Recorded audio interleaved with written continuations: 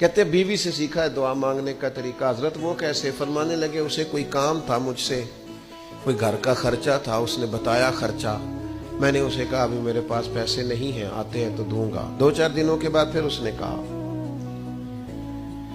میں نے کہا تھا گھر کے خرچے کے لیے کچھ پیسے، تو فرماتے ہیں میں نے کہا ابھی میرے پاس نہیں ہے، آتا ہوں تو دیتا. عورتوں کی عادت ہوتی ہے بار بار یاد کرانا. کہتے اس نے پھر یاد کرایا.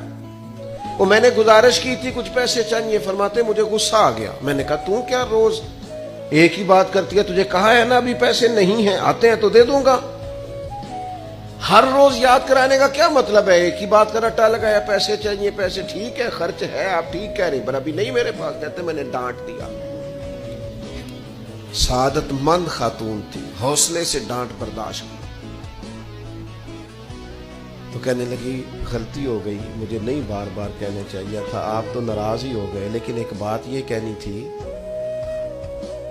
کہ آپ ہی میرے شوہر ہیں، میں آپ سے نہ کہوں تو پھر کس سے جا کے کہوں؟ آپ سے ہی کہنا ہے نا، میں نے آپ ہے نا میرے سر کے تاج، تو کس سے اور کہوں؟ میں اور کسی سے کہوں؟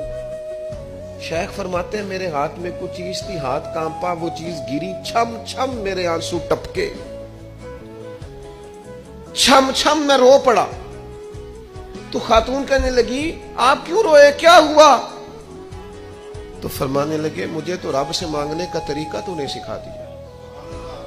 جب میں اس کی بارگاہ میں عرض کروں گا نا مالک بڑے دروازوں پہ گیا ہوں کوئی نہیں میری سنتا، بڑے درد کے ساتھ میں نے کہا ہے پر فریاد کو کوئی نہیں پہنچا. اے اللہ تو ہی میرا رب ہے، پھر تجھے نہ کہوں تو کس کی بارگاہ میں جا کے کہوں؟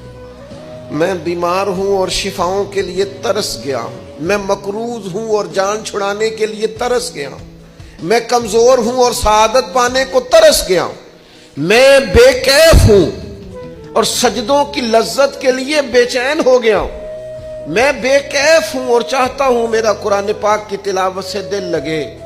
پر مالک جب توفیق تو دینے والا ہے تو پھر تجھ سے نہ کہوں تو میں کس سے جا کے کہوں؟